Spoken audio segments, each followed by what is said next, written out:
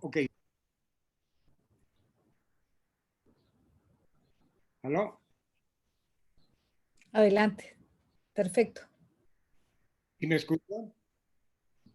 Escuchamos Por bien y se ve que perfecto. me llamen si es que tengo alguna interrupción. ¿Está bien la señal? También. Ok, perfecto. Bueno, mil disculpas por esto 100 veces cada día y sigue, a veces el sistema me hace estas pasadas. Les saludo con mucho afecto. Voy a iniciar entonces esta intervención.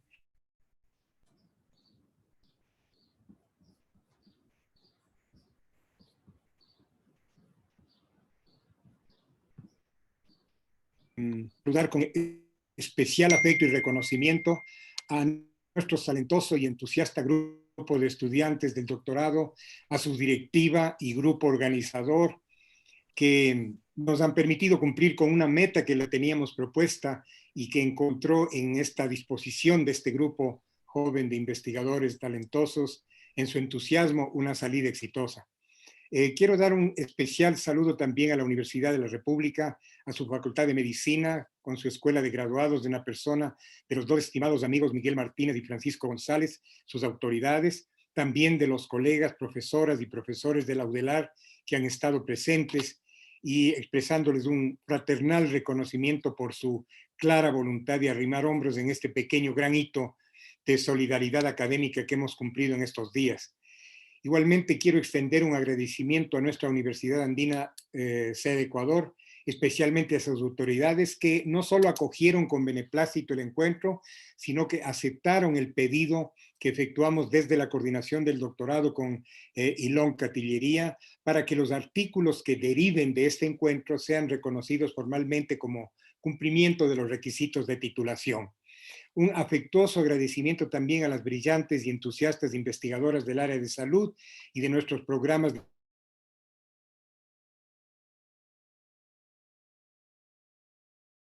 investigación y profesorado, coordinación de los distintos paneles importantes que hemos tenido en estos 2 días.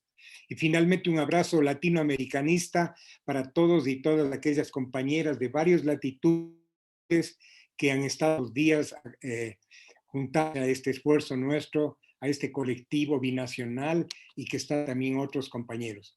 Voy a referirme muy brevemente a algunos puntos que son, me parece interesantes, como una especie, no sé yo, o de un complemento a lo que venimos escuchando en las importantes ponencias y proyectos que nos han presentado nuestros doctorandos y doctorandas.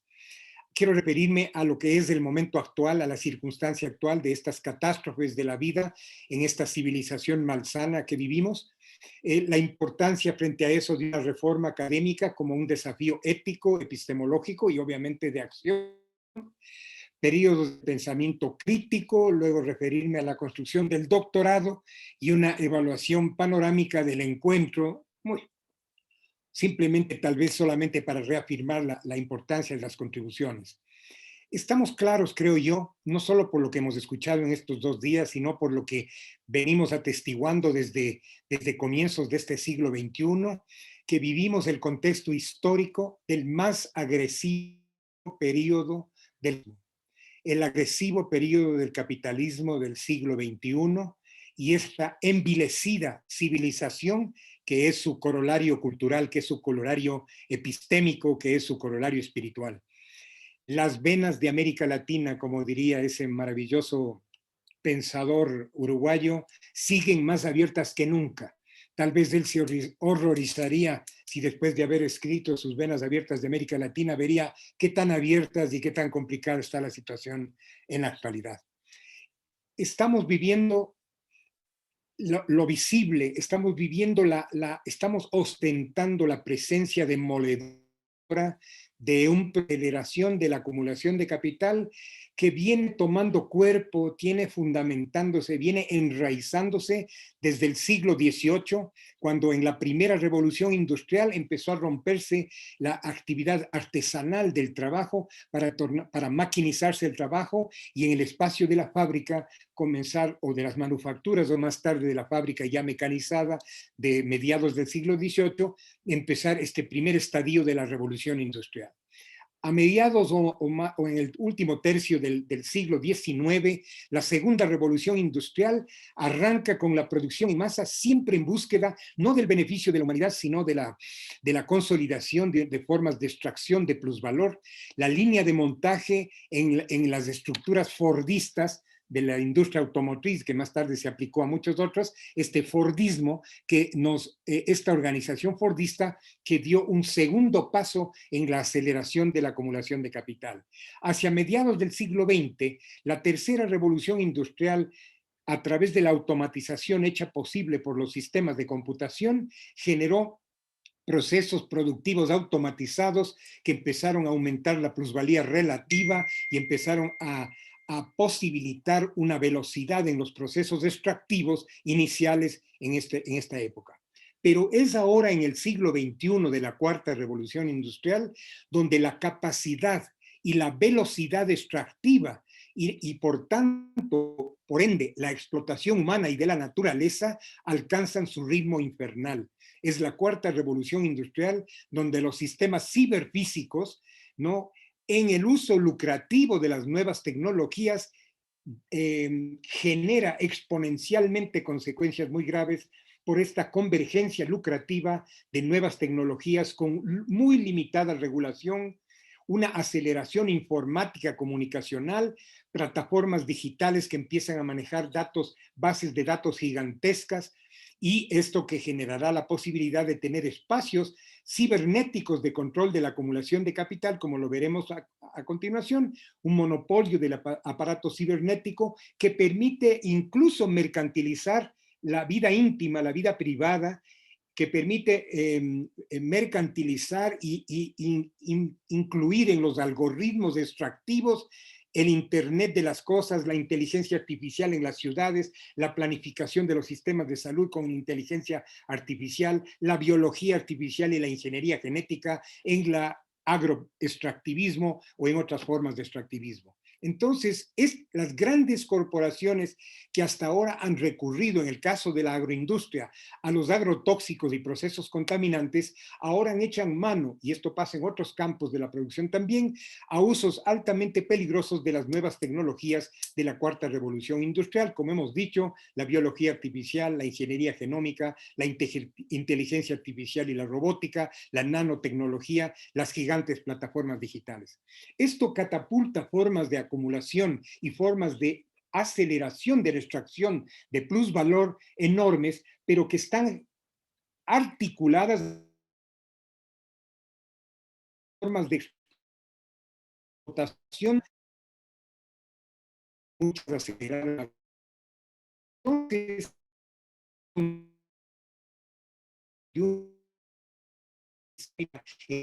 del capitalismo genera cuatro principales causas y la apocalipsis epidemiológica correspondiente. Estas cuatro definitivas suscitadas por esta estructura infernal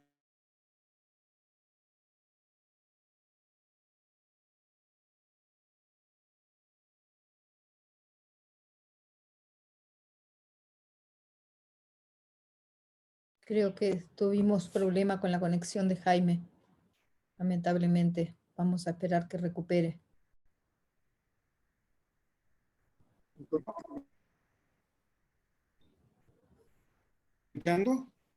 ¿no? Ahí volvió. Sí, hubo problema con la conexión, Jaime. ¿Vuelta? Hay que volver a compartir porque Ya, te gracias, qué pena. saliste. Muchas gracias. Entonces, estamos hablando de objetivos de la aceleración de capital que se basan en Jaime, la perdón. objetividad.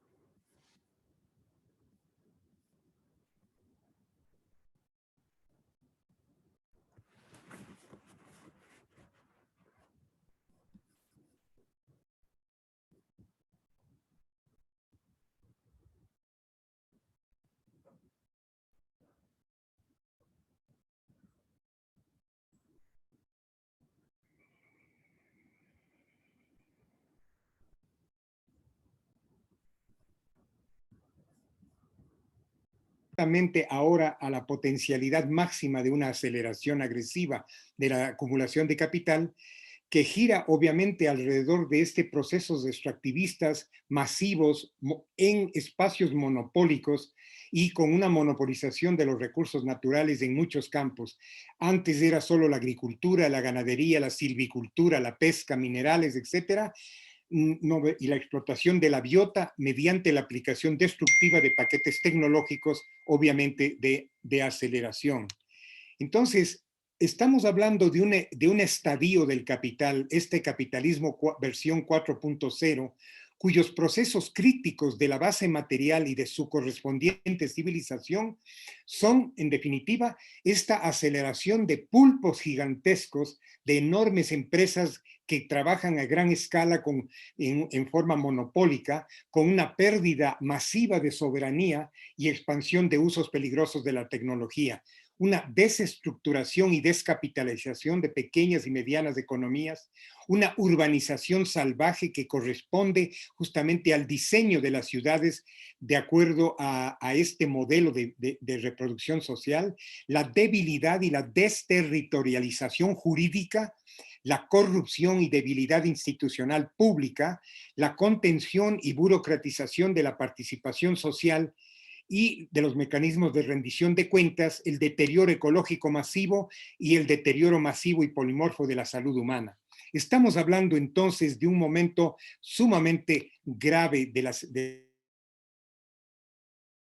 condición, que con un nuevo principio organizativo de la vida en general, de este modo civilizatorio, con una devoción irrestricta en la capacidad técnica, ese es el escenario en el cual nuestras juventudes, nuestros adolescentes, nuestros niños, crecen rodeados de tecnología, pero rodeados de tecnología secuestrada por la acumulación de capital, no usada en función de tener esas maravillas tecnológicas en función de una humanidad saludable, integral, plural, intercultural, etcétera. Estamos hablando de una etapa en donde justamente el gigantismo empresarial es el escenario perfecto, así lo han explicado varios autores, para esto que se llama la maldición del gigantismo.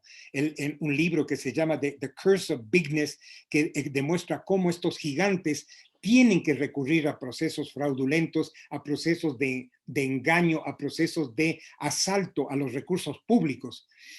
Ya vamos a ver el ejemplo nada más, solo por citar un ejemplo de Amazon, que pareciera ser que no tiene las denuncias que tienen la minería u otros espacios, pero que tiene impactos demoledores en la destrucción de los pequeños emprendimientos en múltiples campos.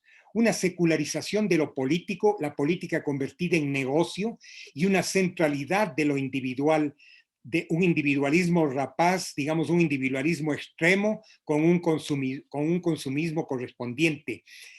Ha sido justamente el equipo de Tomás Piketty el que ha demostrado con un profundo estudio matemático, no solamente la historia desde el siglo XIX del crecimiento de la inequidad, el crecimiento exponencial de la inequidad, sino que el pronóstico para el 2090 es aterrador, porque el cociente entre la renta del capital privado y el valor de la producción y de los ingresos de la población es cada vez peor esa brecha, indicando que hay un crecimiento exponencial. Esa acumulación exponencial de capital no solamente se ejerce en el mundo directo, sino también en el ciberespacio. El ciberespacio se ha convertido en el espacio social de primacía, de mayor velocidad y extensión del extractivismo, lo que yo llamo el extractivismo cibernético. Es tan grande el extractivismo cibernético que deja por detrás los valores muy inferiores de movilización de capital y de acumulación de capital, como ustedes pueden ver en estas curvas espeluznantes, el crecimiento de Netflix, Facebook, Alphabet. Alphabet tiene el control del 97% del Internet de los Estados Unidos, Microsoft, Amazon, Apple, son gigantes que están utilizando, ¿no es verdad?, el extractivismo cibernético, inclusive teniendo como la más preciada mercancía la vida privada de lo que nosotros colocamos en Facebook, en Twitter, etcétera. una evidencia dramática de ese crecimiento, de la magnitud del crecimiento, porque toda la vida vivimos escuchando cifras de inequidad y estamos oyendo ahora en la pandemia la inequidad en las tasas de incidencia y de prevalencia de la pandemia en población de unas clases sociales y otras, de negros y latinos frente a blancos, etcétera, etcétera. Hay diferencias abismales que yo no tengo tiempo de tratar. Pero miren ustedes este caso. En el 2019, el año pasado, los billonarios del mundo son apenas 2.153 personas. Acumularon una riqueza que equivale a lo que poseen 4.6 billones, con B, billones de personas. Un caso, Jeff Bezos, el CEO de Amazon, es el capitalista más rico del mundo, pronto será el primer trillonario del planeta, descapitalizando pequeños y medianos negocios, bloqueando su crecimiento creativo, multiplicando sueldos bajos, drenando masivamente recursos de comunidades, captando fondos públicos. Estamos, por tanto, hablando de una necesidad de cambiar el chip de la crítica, no solamente a esas formas destructivas que nos acompañan desde los siglos anteriores, como la minería, como la agroindustria, etcétera, que obviamente que producen destrozos enormes y son territorios en los que nosotros estamos trabajando. Pero en este mundo cibernético estamos atestiguando los niveles más graves de consecuencias, inclusive generando formas de trabajo y formas de escape a las obligaciones tributarias muy graves. Y todo esto se da porque tiene una especie de un modo civilizatorio que hace posible y que reproduce esa base material catastrófica.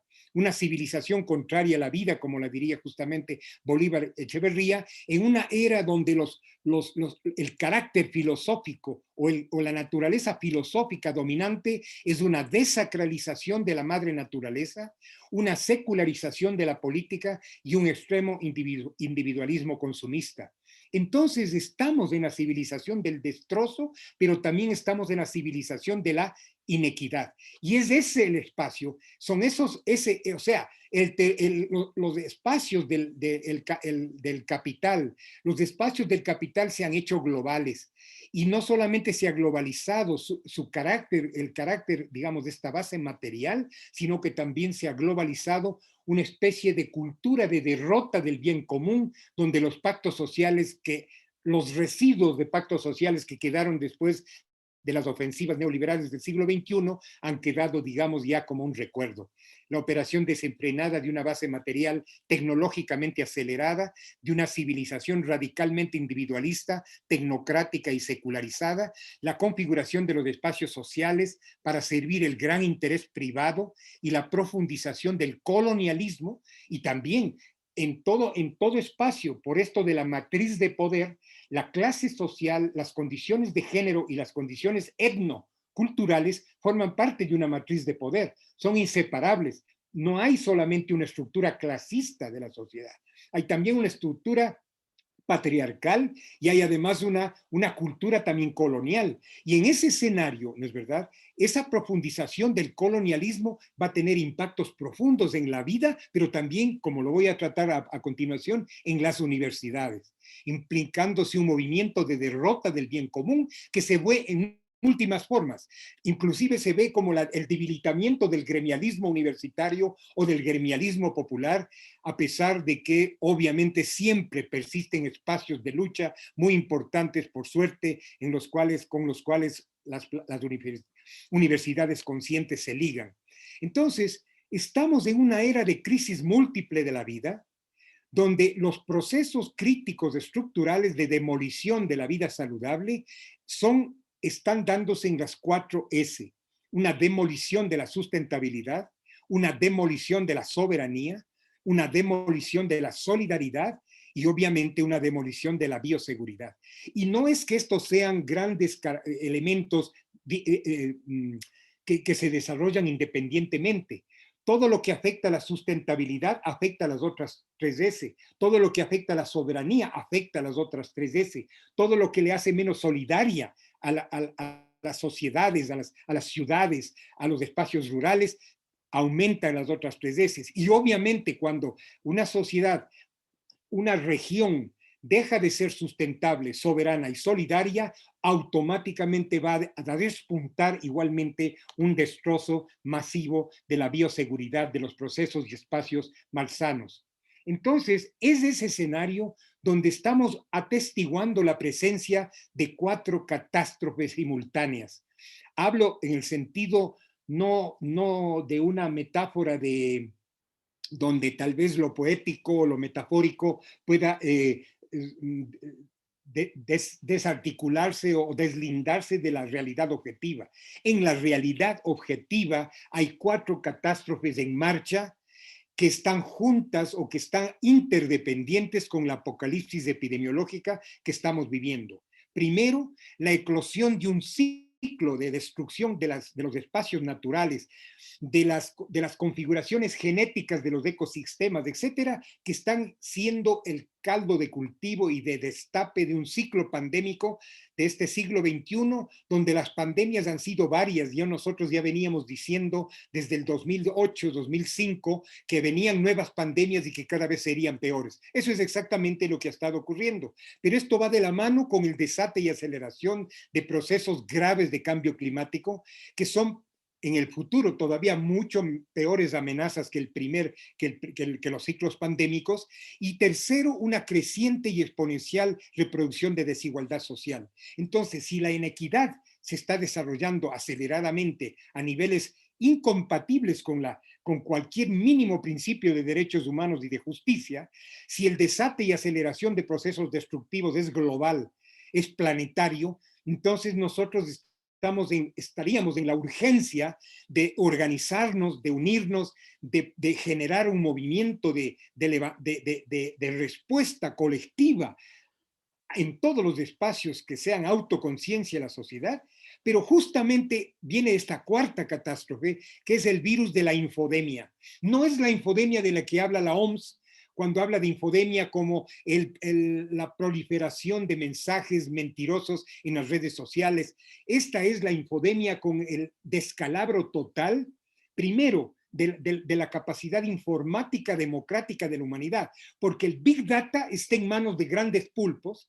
Big Data, ningún país de América Latina tiene capacidad para tener los procesadores que manejan estas bases gigantescas de datos, ¿no? Y además de que hay un control monopólico de la capacidad de manipular los Big Data, que sería una maravilla poder tener el Big Data en beneficio de la construcción de sociedades para la vida, pero además de eso, los sistemas de salud, por ejemplo, de nuestros países son obsoletos, son inoperantes, no son transparentes y tienen todos los vicios de una salud pública cartesiana, funcional, arrimada al poder de una manera escandalosa. Entonces estamos hablando que justo cuando necesitamos más información para actuar, una transparencia y una democratización de la información, un uso de la tecnología comunicativa para bien de la humanidad, estamos nosotros enfrentando esta pandemia informativa.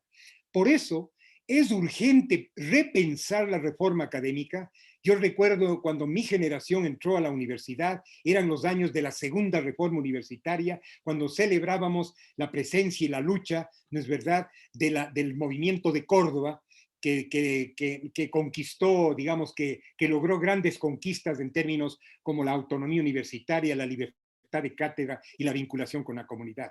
Nosotros ahora más que nunca necesitamos entrar a mirar con cuidado, con profunda crítica y organizarnos para frenar el subrepticio, el silente conversión de las universidades en universidades que eran críticas, que eran conscientes, que eran interculturales y poco a poco subrepticiamente se van transformando en universidades funcionales, en universidades tecnocráticas, en universidades donde rige el modelo de la ciencia del poder en todos los campos. Eso nos está pasando en todas las universidades latinoamericanas y yo lo veo por la experiencia que tengo de enseñar en varias universidades, incluso de Norteamérica. Es el caso de Berkeley, donde yo tengo un vínculo muy próximo, muy bonito con esa universidad, pues ellos, los profesores conscientes de esa universidad, pintan angustiados esta situación donde incluso los espacios de resistencia académica fuertes que han tenido estas universidades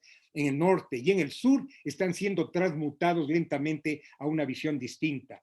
Es un momento histórico que Gramsci lo definiría como lo definiría como un interregno. Estoy tomando una idea muy fresca recién de mi buen amigo Boaventura Santos, que es justamente el que retoma esta idea del interregno, y que yo lo combino con la idea de Bolívar Echeverría del momento de las transiciones. En estos debates entre revolución y cambio de Bolívar Echeverría, él discute la construcción de transiciones, dejando el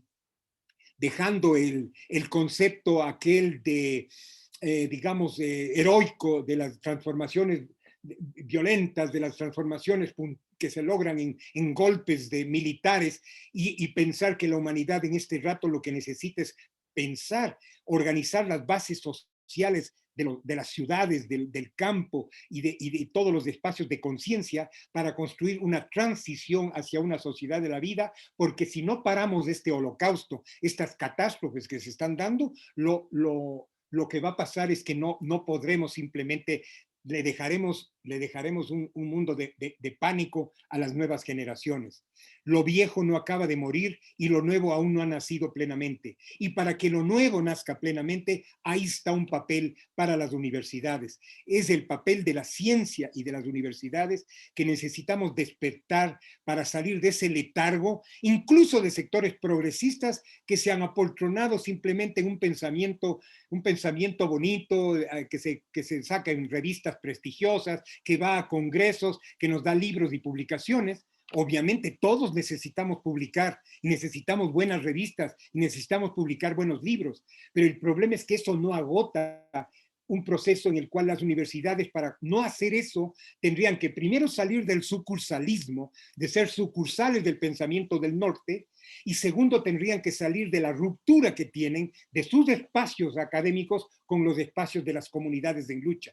Hay que unir, hay que crear un puente estrecho entre las universidades, crear esta plataforma, este bloque social en términos gramscianos, entre los espacios conscientes de la intelectualidad, del arte, de la ciencia, y con las comunidades en lucha movilizadas para defender su supervivencia. Entonces, la ciencia obviamente es un elemento apetecido por el poder, porque la ciencia con su poder explicativo y el poder práctico que tiene la tecnología, tanto la capacidad de explicar como la capacidad de actuar eficientemente con tecnología, son herramientas potentes, sea para el dominio y el control social de esta hegemonía catastrófica o para reconstituir contrahegemónicamente un dominio de lo social para poder reconstituir el bien común. Y entonces es importante establecer, entender que aquello es un tema fundamental. Bolívar Echeverría diría que estando en este proceso de transición, en esta transición histórica, hay un movimiento de las formas, pero dialécticamente articuladas o relativas a la sustancia social. Las formas sociales y la sustancia social. Él dice que las formas sociales para construir una salida emancipadora y la sustancia para ser conocida, interpretada, investigada desde una perspectiva emancipadora, tienen que ser formas alternativas, tiene que ser la búsqueda de formas alternativas que compitan abiertamente con la sustancia. Y tiene que ser tiene que buscarse una subversión de la sustancia, no un mero remozamiento. Por ejemplo, si este rato se está denunciando que los sistemas de salud han sido informáticamente obsoletos, que no nos sirve para nada esos sistemas de información inoportunos, atrasados, que solamente trabajan con información de los fenómenos empíricos del pico del iceberg, etcétera, que no nos dan cuenta de la segregación social, espacial, clasista, etcétera, de las realidades, que no nos permiten entender los modos de vivir, que no ligan la casuística de hospitales, los diagnósticos que se dan en el mundo asistencial con la extracción social de género y cultural de los pacientes. Si seguimos con ese tipo de cambios y decimos lo que vamos es a computarizar mejor, vamos a modificar los sistemas administrativos, vamos a hacer algunos correctivos en la administración de hospitales, vamos a mejorar un poquito la eficiencia de los sistemas epidemiológicos, vamos a tener una capacidad de importación oportuna de antivirales y de vacunas. estoy de acuerdo que muchos de esos recursos necesitamos y no estamos negando aquello, pero el problema es que nosotros solo con cambiar esas formas no vamos a ir a construir un mundo distinto en el campo de la salud. Entonces, hay un camino instrumental, hay un camino reformista, porque justamente Bolívar Echeverría dice lo que distingue el reformismo, que es cambiar las formas para que no cambie la sustancia, ¿no? A diferencia de la reforma, que es producir cambios de forma que interpelen, que compitan y que cuestionen la sustancia. Por ejemplo, una vigilancia epidemiológica, tal como está pensada, vertical, estadocéntrica, burocratizada, con una inteligencia de la salud ligada a tecnócratas de escritorio, una vigilancia epidemiológica de ese tipo, si solamente le proveemos de mejores instrumentos, de un mejor instrumental, es un reformismo. Yo lo que estoy es cambiando una forma y no estoy cambiando la sustancia de cómo está organizada y los objetivos estratégicos que tiene aquello. Si no lo cambio a un monitoreo crítico participativo, que es lo que yo vengo planteando ya desde hace muchos años, de este monitoreo crítico participativo, sobre que hemos escrito mucho, en donde estamos planteando una construcción distinta de la relación, de la inteligencia epidemiológica, de la construcción de esa inteligencia, del papel que el monitoreo tenga frente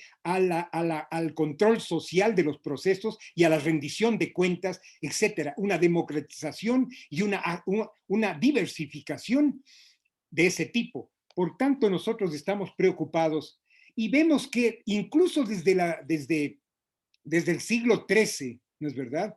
Fueron las universidades de espacios fundamentales que apoyaron. No es que las universidades hacen el cambio social, pero vean ya en la época de la Universidad de Padua, en la República de Venecia, en la Inquisición, en los años de Inquisición medieval, cuando el pensar decadente se había impuesto en las universidades, cuando se decía desde los principios aristotélicos, se decía que el mundo es el centro del universo, y de que la Tierra es el centro del universo y que la Tierra está en quietud, ¿no? El principio de la inmovilidad era el que se había impuesto y una cosmografía geocéntrica. Fueron las universidades donde un Copérnico, donde un Nicolás Copérnico, un Galileo Galilei, un Giordano Bruni establecieron a partir de las tesis revolucionarias, las ideas revolucionarias de reforma profunda de Copérnico, una visión y una transformación de una ciencia que dio al traste con el pensamiento científico medieval del pensamiento científico aristotélico convencional. Entonces, estamos teniendo que revivir la reforma universitaria y no es posible que tal como se hizo con la reforma agraria, que como se había luchado años por la reforma agraria y no se había tenido un éxito en transformar la tenencia de la tierra, ahora declaramos que ese ya no es un tema relevante de las ciencias agrarias, de las ciencias sociales, de la lucha por unas sociedades distintas. Ahora tenemos que a la reforma universitaria digamos, de Córdoba del 18, 100 años más tarde, tenemos que darle entrada a un debate contra el sucursalismo en las universidades, contra el epistemicidio sistemático que los programas, las mallas, los sílabos de nuestras universidades hacen del pensamiento popular, del pensamiento indígena, del pensamiento afroamericano, en donde este epistemicidio es dicho, no, es interesante, pero nosotros somos universidad, nosotros somos una universidad de posgrado y bueno, pues, y no podemos tener, por ejemplo, un consejo universitario que tenga un consejo asesor popular de las organizaciones con las que trabajamos, porque eso no conviene, eso no es el momento, tenemos que ser rigurosos en la academia, y empieza a haber una serie de confusiones muy graves que es en definitiva para sostener el etos tecnocrático que se ha impuesto. Y justo eso pasa en la crisis múltiple del capitalismo de versión 4.0. Entonces, las tareas universitarias urgentes, transformar los modelos explicativos, y yo me he sentido tan feliz y tan contento de que nuestra área de salud, después de 12 años de trabajar en su construcción y generar una cantidad de recursos transdisciplinarios importantes, de gente talentosa, de nuevas camadas de juventud que tienen ya un pensamiento distinto, que que estamos transformando los modelos explicativos de la epidemiología, de la salud colectiva, de la salud en general, de la propia universidad, muchas veces tienen como respuesta el pensamiento tecnocrático, unas veces elegante y velado y otras veces brutal, de desvalorizar justamente aquello que se debe consolidar en las universidades. Tenemos que salir de las aulas, tenemos que replantear las nociones de vinculación, tenemos que ir a construir plataformas robustas de academia, comunidad y gobiernos democráticos, revolucionar la ética universitaria para poder avanzar. Y esta reforma y ética de la gestión va de la mano con la reforma de la ética de la gestión en general y de la gestión en salud específicamente. Necesitamos una nueva epistemología porque estamos hasta el gorro de la famosa bioética, que es en definitiva, léase, fórmula es igual, bioética igual mala práctica. Es decir, el recurso que ahora han potenciado inclusive con un sentido negativo los bufetes de abogados, la presión del interés lucrativo del derecho para potenciar las demandas contra médicos, contra profesionales y las contrademandas. Necesitamos entonces romper ese círculo vicioso de una ética de la vida falsa, de una ética incompleta solo ligada a la producción, a la visión. Entonces, tenemos que estar conscientes de que en las universidades, en todos los programas, en los de derechos, ciencias sociales, en los de las ciencias de la comunicación, la educación, en las ciencias de la vida, esta concepción filosófica antropocéntrica que hace parte de esta gran episteme global de la civilización actual, ¿no es verdad? Que asume la vida como mercancía, la vida humana o la vida en la naturaleza como mercancía y como un legítimo espacio de lucro. Entonces, al haber fragmentado el ser humano de la naturaleza, en estas filosofías antropocéntricas, empezamos a dar pauta para que, habiendo separado esto, esta falsa separación, que es una de las separaciones que hace la ciencia cartesiana, ¿no es verdad? Creemos que al ser nosotros acá podemos ya declararnos centro del universo, y este centro puede tener en la naturaleza recursos. Ya no es la naturaleza como parte de nosotros mismos, de nuestra esencia, de nuestra cultura, de nuestra vida, sino que son recursos, es un depositorio de recursos. Esto significa que si nosotros podemos ser propietarios y la naturaleza mercancía, está servida la mesa para este gran extractivismo en sus múltiples formas de la naturaleza y del ser humano. Entonces, en las ciencias críticas estamos retomando esta dialéctica en donde el ser humano es una parte, es un producto del desarrollo de la naturaleza, un desarrollo que al principio fue meramente natural y que luego se hizo socio-natural cuando el ser humano como especie transformadora con proyecto histórico empezó a actuar sobre la naturaleza, produciendo conscientemente formas de artificialización que dependen de la naturaleza. La artificialización agroecológica es protectora, mientras que la artificialización agroindustrial agresiva es destructiva.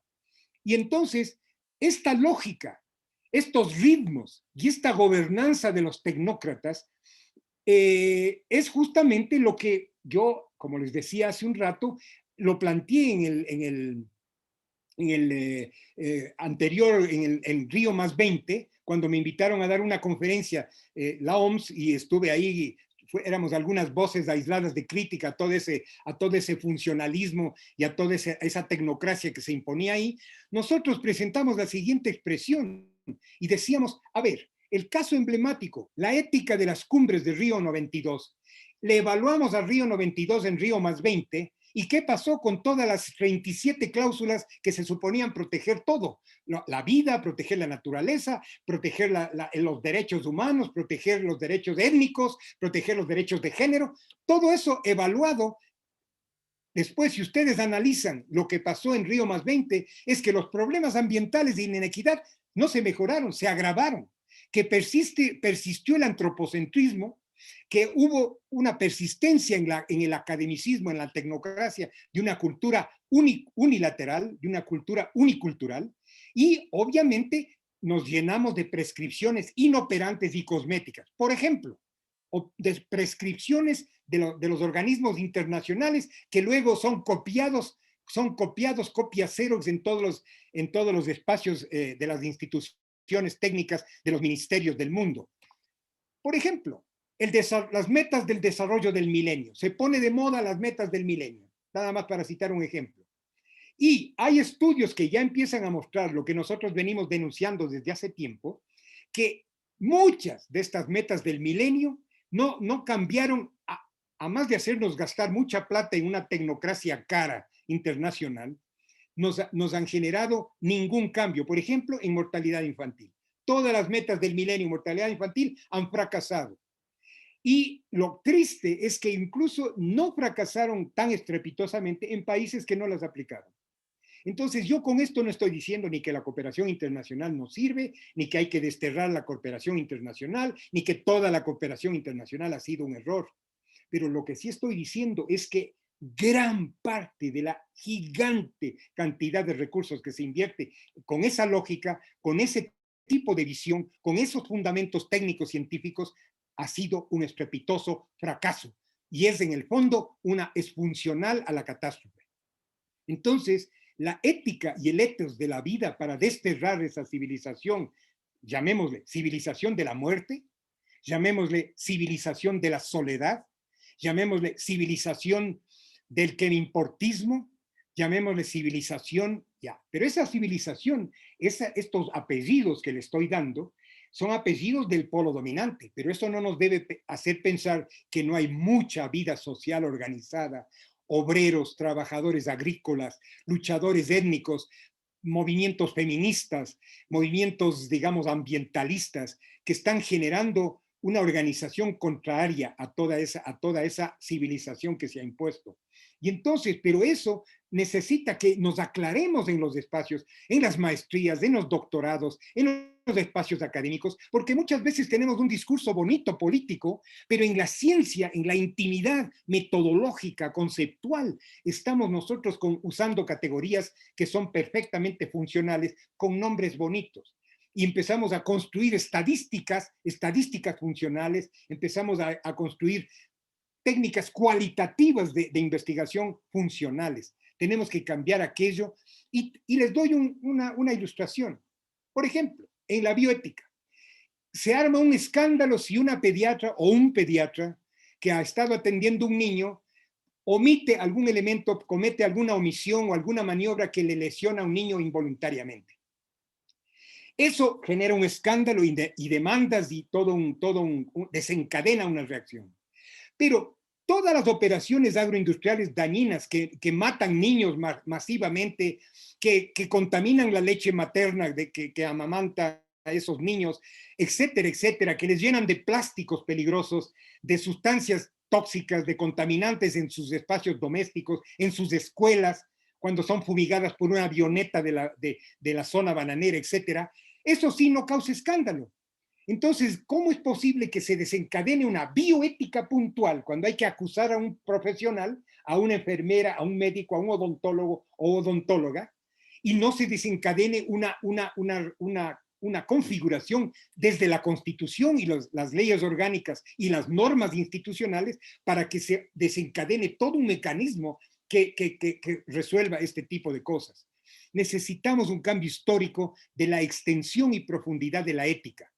Es la bioética del modo de vida, es la sociobioética, es la ética integral de la determinación social. Eso es lo que necesitamos y así también para eso la determinación social nos sirve como un elemento para pensar críticamente, porque nos permite construir una ética de la producción y los modos de trabajo, una ética de los modos y recursos de vivir y del consumo, una ética del ejercicio y control del poder en salud, la ética académica para que se establezca y se hagan verdaderos cánones de certificación y de acreditación de universidades, pero no para competir por los mismos cánones que competimos con las universidades del norte y nos seguimos golpeando el pecho diciendo, no estamos ni siquiera entre los 2000 mejores universidades, cuando nosotros tenemos programas de lujo en universidades del mundo del sur y también del norte, pero que no tienen esa acreditación.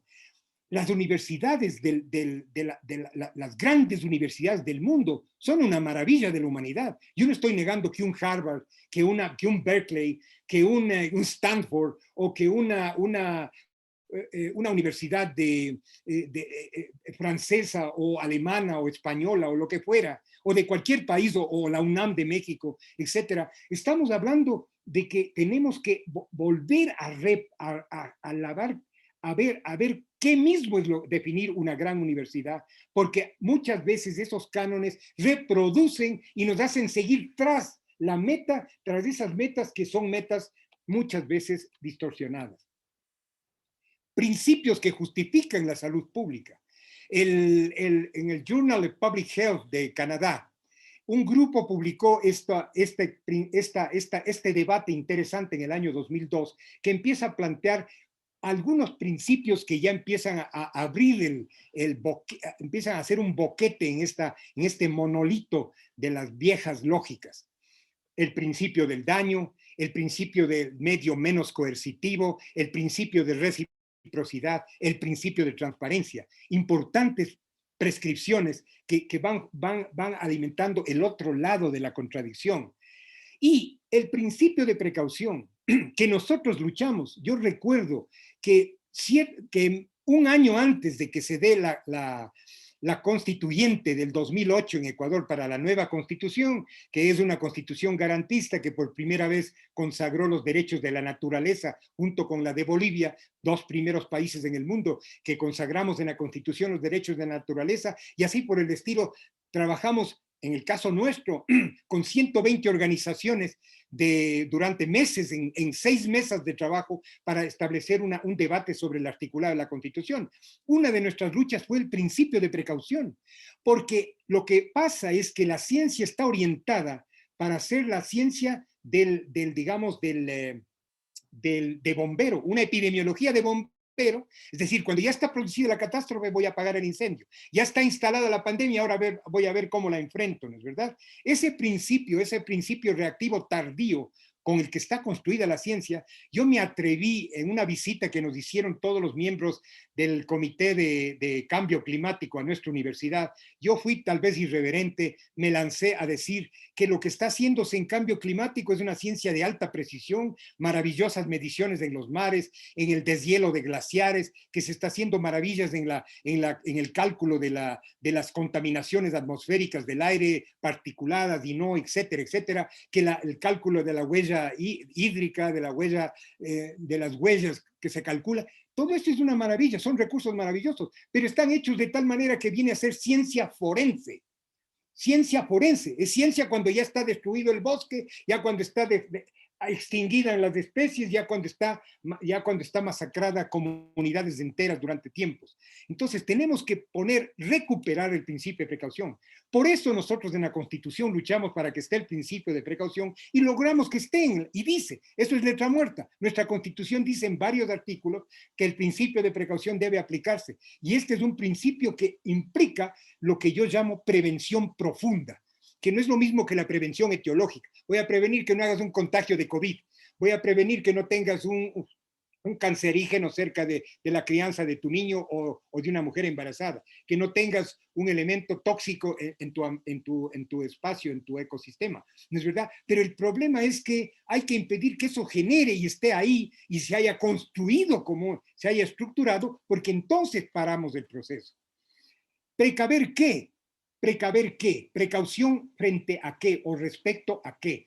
Yo sostengo que la precaución tiene que sistematizarse y operacionalizarse alrededor de la rigurosa defensa de las 4 S de la vida.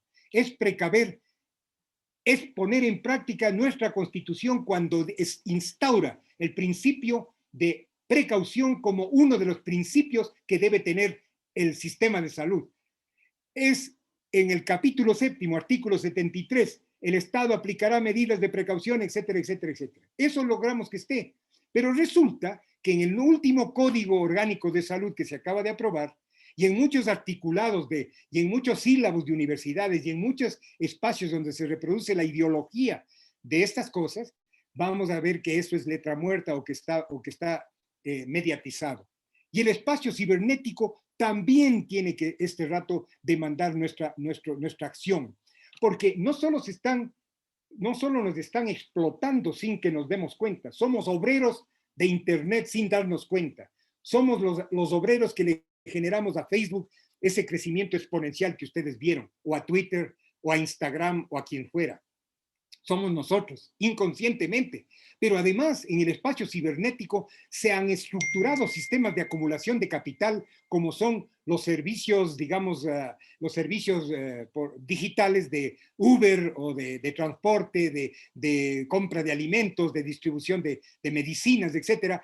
Todo eso está hecho en el ciberespacio, violentando en muchos países las leyes del derecho laboral y la defensa de los trabajadores, y se inventan elementos como que, por ejemplo, son emprendedores libres. Ese dueño de ese carrito que va a ser un servicio de Uber Taxi, ¿no es verdad? Es un emprendedor, pero está demostrado en los estudios que se han hecho que están absolutamente condicionados por el mismo sistema de explotación, y más todavía porque no están visibles, como al ser emprendedores independientes ya no son parte de un espacio de producción colectiva. Periodos de construcción del pensamiento crítico de la salud colectiva. La salud colectiva ha sido una construcción. Lo que tenemos ahora en nuestras universidades, lo que tenemos ahora en salud colectiva en Brasil, en México, en Colombia, en Argentina, en Venezuela, en Cuba, ha sido años de construcción. Nuestra área de salud son 12 años de construcción. Esa construcción de un pensamiento crítico se ha dado en escenarios históricos donde ha habido una búsqueda consciente, sistemática, ordenada, rigurosa de objetos y de replanteamiento de objetos y articulaciones de sujetos muy interesantes. En este libro mío, que es el que estoy lanzando en el próximo enero, y que espero que si tengo los correos de ustedes, de todos, me honren con su presencia en el lanzamiento de mi libro el 21 de enero próximo, este libro mío de epidemiología crítica, que está publicado por la Universidad de Oxford. Justamente yo estoy demostrando que la tradición crítica latinoamericana nació ya incluso en la época colonial. Nuestro Eugenio Espejo en Ecuador es un ejemplo valiosísimo, increíble, de un pensador que le publicaron en España, le tradujeron al italiano y le tradujeron al alemán, y en ese entonces él, históricamente, en los historiógrafos convencionales de Espejo, ha sido un buen médico, un médico puesto al día con el pensamiento europeo. Yo he demostrado en mis libros que Espejo, como lo digo en este libro mío, Adelantado de la Ciencia, se adelantó 100 años al pensamiento social de la medicina social europea de entonces. Entonces, es porque no solo la ciencia actual, sino que la memoria también de la ciencia se construye desde el modelo farmobiomédico, desde el modelo hegemónico. Y eso tenemos que replantearlo, y tenemos que, así como tenemos un Espejo en Ecuador y tenemos un Ricardo Paredes en Ecuador en la lucha contra la minería transnacional el año 38, así como tenemos un Pablo Arturo Suárez del año 34 hablando de clases sociales en la salud ecuatoriana, asimismo tenemos un Ramón Carrillo en Argentina, tenemos pensadores colombianos, tenemos pensadores mexicanos, tenemos pensadores, digamos, Allende en Chile, etcétera, que ya desde la década de los 40, de los 30, de los 50, ya estuvieron generando esa raíz del pensamiento de la medicina social, que tanto en el norte, como son el pensamiento de un Virchow, de un Sigeris, de un George Rosen, fueron construyendo los cimientos de lo que después sería la medicina social latinoamericana, también con estos pensadores latinoamericanos, como un Salvador Allende, un Ricardo Paredes, un Ramón Carrillo, y eso que aquí no están las mujeres que contribuyeron. Hemos tenido lamentablemente una visión importante, pero de los contributores hombres. Pero también ha habido mujeres maravillosas en diferentes sociedades que han hecho tareas fundamentales en la salud colectiva, en la historia de la lucha por la salud, que están invisibilizadas. Y tenemos que hacer un trabajo para construir aquello. También está invisibilizado todo lo que las sociedades y las sociedades indígenas han hecho en un pensamiento, en una ecosofía de la salud, del mundo de la vida. Entonces, aquí yo presento la parte académica masculina, pero hay todo lo académico femenino, y está todo lo que es la construcción intercultural desde otros paradigmas que hay que retomar como esta raíz de lo que estamos haciendo en las universidades nosotros, ¿no es verdad? Entonces, ha habido una construcción donde yo no tengo tiempo en mirar este detalle de este cuadro, este momento, pero entre la etapa formativa de los años 70, en cada uno de estos momentos, los años 70, 80, 90 y 2010, 17 en adelante, ¿no es verdad? Tenemos características y tenemos una agenda que estuvo vigente luchándose en la salud colectiva, en la medicina social. Yo he sido de los que, desde que se fundó Alames, yo fui cofundador de Alames, por un tiempo muy grande no me perdí una sola de las reuniones de Alames. Luego la vida se ha complicado y por varias razones no hemos estado. Pero igual, ese movimiento de latinoamericano de medicina social, que luego se transmuta hacia medicina social y salud colectiva, que es una designación mejor, ¿no es verdad? Entonces tenemos ahí todo un desarrollo fundamental en estos grandes momentos del formativo de los 70s, de la diversificación de los 80s, de la consolidación de la transdisciplinariedad inicial y de la interculturalidad inicial de los 90s, y luego ahora esto que yo llamo la consolidación de la metacrítica intercultural.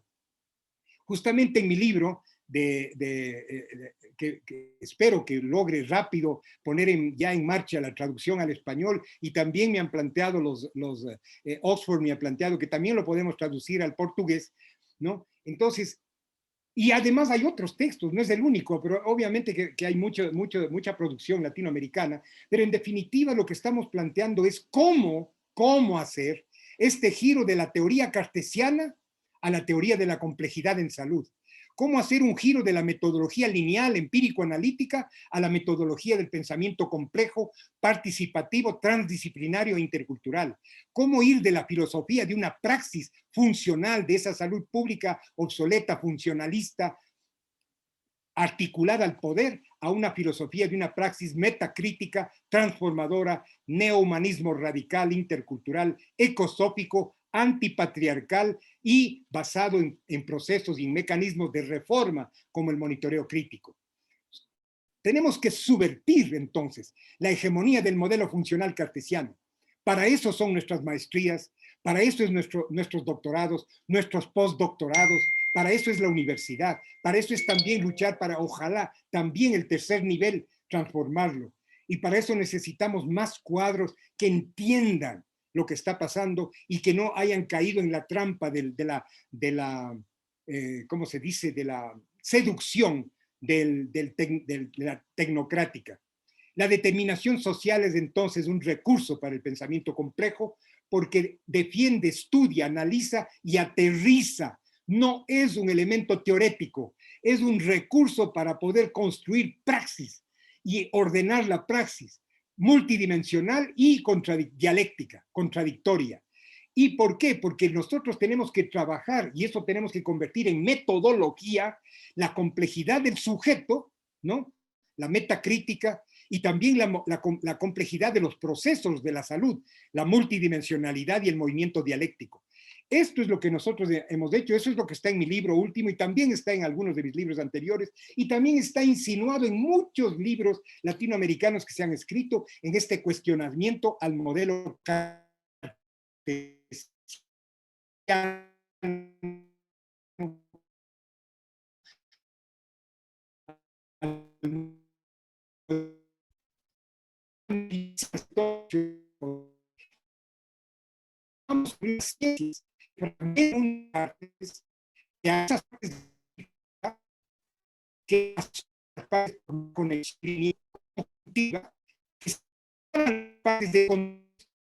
con bases tener una concepción que viene de este proceso inductivo y que solo sirve para describir y calcular probabilidades. Yo puedo describir montos de cuántums de prevalencia, de incidencia de cualquier indicador epidemiológico o puedo calcular una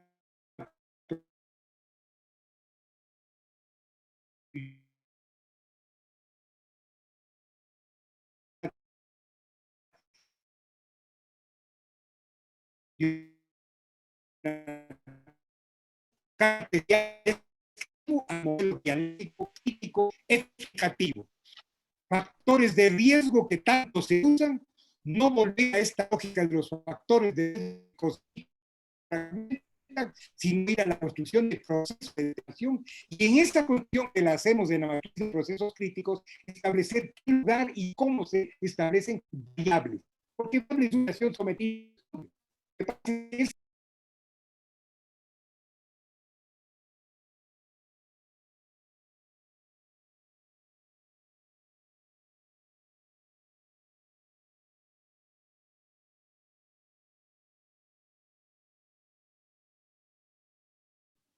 Jackie, querida, se fue la... Alguien me puso un alto en la... Ahí, ¿Y me escuchan otra vez? Alguien me puso... volvió. Sí, perdimos la presentación, pero volvió la conexión bien. Correcto. Ya termino. Entonces, ok, este cambio, este giro implica dejar esta manera de ver las cosas.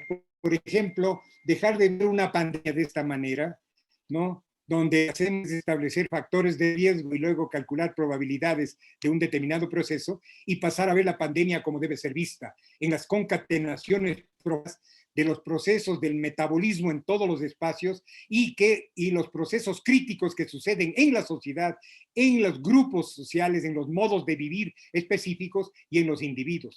Esto me permite comentar esta mañana en las interesantísimas presentaciones que tuvimos en el panel 5, se discutía de que, y mi querido y respetado y además tan simpático amigo que tengo, que es Efraín León, él decía, el Jaime les quiere meter en la complejidad y yo les pido acotar. Entonces qué pena que ese rato se me cayó el sistema, yo quería entrar y decir lo siguiente. No se trata de que nosotros vamos a, una vez que tenemos un modelo de complejidad multidimensional como este, no se trata de que tenemos que hacer un tratado de lo general, un tratado del metabolismo general, un tratado de la distribución clasista y de la matriz de poder y un tratado de los elementos singulares. No, señor, aquí no estamos hablando de eso. Estamos diciendo que de acuerdo al especificador, por ejemplo, en este diagrama el especificador es la genómica, la determinación social de la mutación genética y de los genomas animales y ecosistémicos que llevan a una pandemia. Y también los impactos genéticos en los seres humanos que genera el virus del COVID-19. Ese especificador hace que yo lo que no puedo hacer es que porque como estoy tan complicado con la multidimensionalidad, entonces solo voy a tratar lo singular aparte o solo voy a tratar lo particular aparte, ¿no es verdad? O peor todavía, solo hacer un discurso de lo general, sino que lo que estamos diciendo es que con ese especificador que tiene cada proyecto sabremos, si bien tenemos una mirada, un zoom out para poder ver la relación de todo, hacemos un zoom in en los espacios de G, en los espacios de P y en los espacios de I que tenemos que conectar para formular estos nodos analíticos G1, G2, P1, P1. Esto es perfectamente manejable y es ahí donde formamos esta configuración cual y cuantitativa, estos nodos analíticos, y eso es lo que a eso nos lleva la matriz de procesos críticos. Entonces, ojo que nosotros no estamos hablando de la todología, lo que no podemos aceptar es que a nombre de acotar, a nombre de recortar y para que sea posible en un tiempo determinado un proyecto, yo deje descontextualizado un fenómeno y solo me penetre en un fenómeno porque eso es más fácil, es más manejable y es lo directo. Y hay una metodología para evitarlo. Entonces, estas son las categorías que hemos puesto en práctica, yo no tengo tiempo de quedarme en ellas. Hay esta multidimensionalidad donde jugamos en este movimiento de subsunción y autonomía relativa.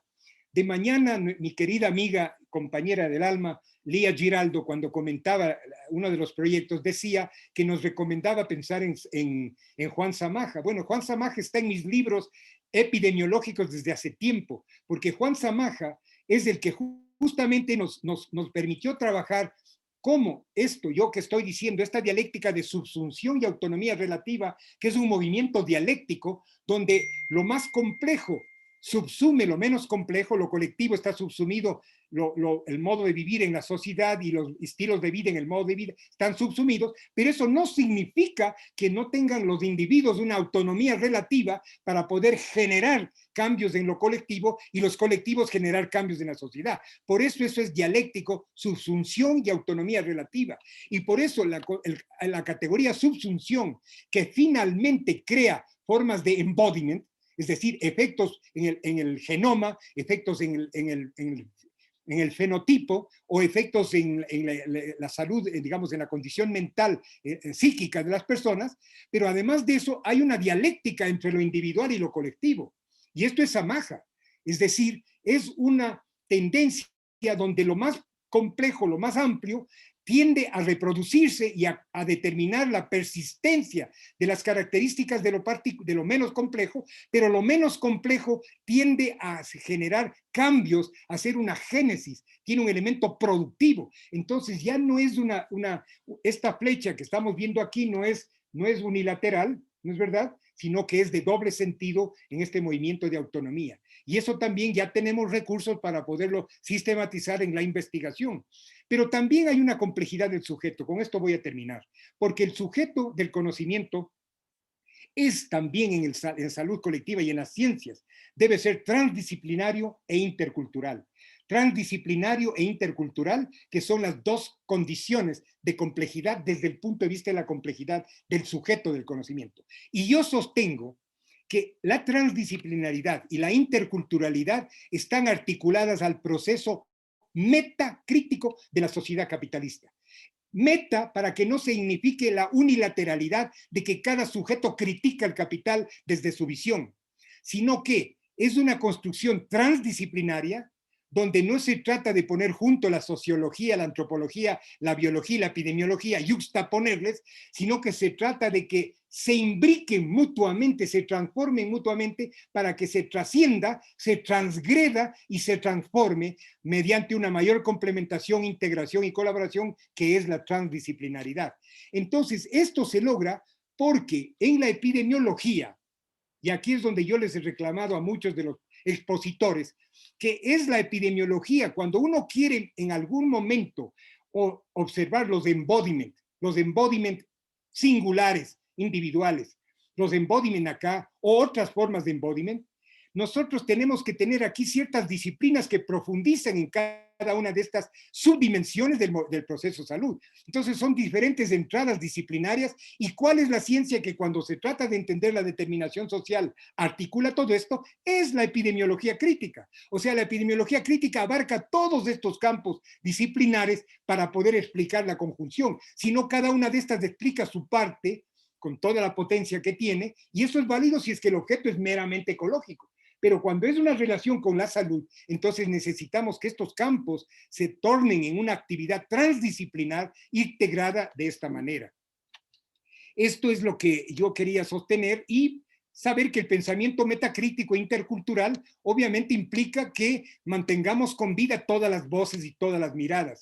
Y la academia lo que tiene que hacer es justamente reconocer esta riqueza y saber, pero obviamente que no puede ser aquí lo mismo que en la transdisciplinaridad. Cada cultura, cada forma étnica, cada pueblo, cada opción de género hablando por su cuenta. Si queremos derrotar la civilización de la muerte, tenemos que articular estas voces y tenemos que usar alguna carta de navegación de articulación de estas voces en la parte metodológica, porque si no, metodológicamente la ciencia, si no construye una integración de estas voces, metodológicamente y conceptualmente, no va a ser una ciencia intercultural. Eso es lo que nosotros estamos planteando y para eso nos sirve la matriz de procesos críticos, esta matriz de procesos críticos que la podemos aplicar en 1000 formas.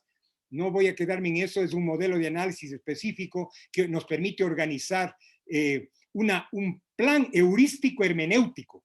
Vean ustedes, quali quanti, un plan heurístico hermenéutico integrado en nodos analíticos. Eso nos permite hacer la matriz de procesos críticos, construir una nueva heurística, una nueva taxonomía y construir estas unidades, estos nodos analíticos heurístico-hermenéuticos, quali cuantitativos en los fenómenos. Entonces, para eso hemos desbrozado, hemos operacionalizado las 4S de la vida.